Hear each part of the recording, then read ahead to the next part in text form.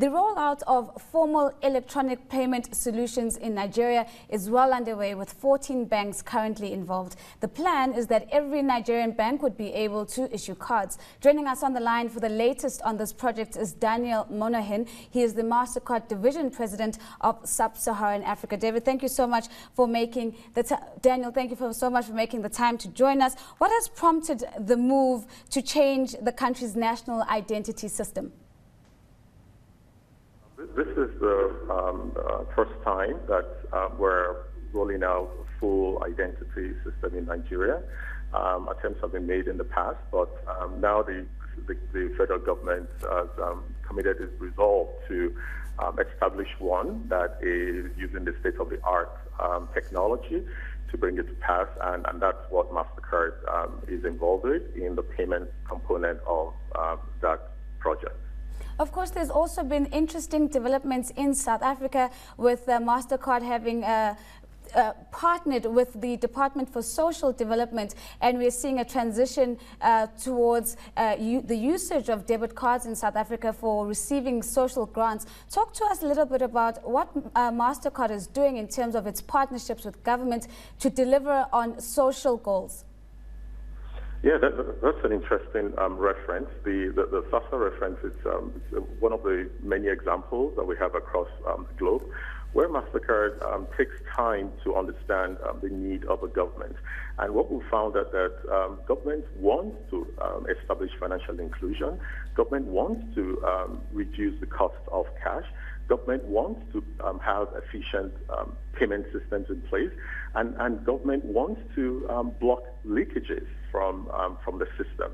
And we're able to provide solutions that meet all of those needs and provide cost savings.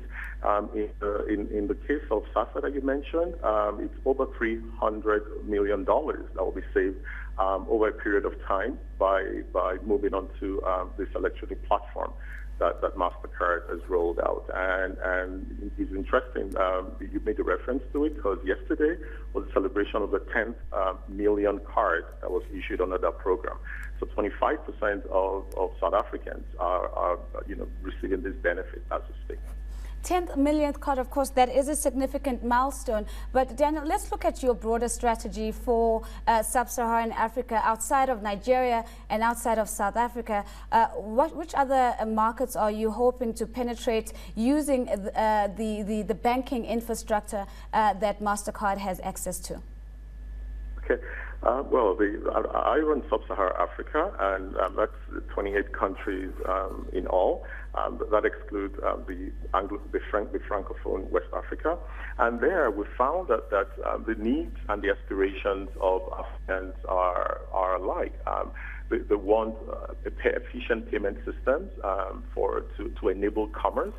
The banks are looking for ways to decongest their banking halls and reduce costs and improve efficiency, and realize that switching over to electronic platforms for payment is a secure and safe and simple way in order to achieve those objectives. So what we found across Africa are partners in financial institutions, in central banks, very forward-looking central banks that want to reduce the cost of cash and have carried out cost of cash studies themselves, and they realize that cash is expensive to produce, it's expensive to protect, it's expensive to move around, it's expensive to distribute, it's expensive to keep into the system, and therefore are looking for ways to reduce the dependency on cash. And therefore we've found very strong partnerships across Africa. In several countries across Africa, there's several programs going on, and I'll just give you two examples. In Angola right now, we've concluded with the central switch there, EMISH, to open up MasterCard acceptance to close to 2,000 ATMs, and the point of sale to also be rolled out there. Same thing with Mozambique. We're getting into a partnership with SIMO and opening up their ATMs and point of sale to accept MasterCard and to bring electronic payment to those markets. So those are just two examples. Zimbabwe, there's ongoing partnerships that we're rolling out there as well. Same thing with DRC. And in Kenya, which is our hub for East Africa, there was a partnership that was announced earlier this year with Daniel. Equity Bank. Yes. Daniel, thank you so much for joining us. We are unfortunately out of time, but I think it seems as if there's a lot of exciting initiatives as Africa transitions to a cashless society, and we'll make a point of touching base with the division president for Sub-Saharan Africa at MasterCard for another conversation.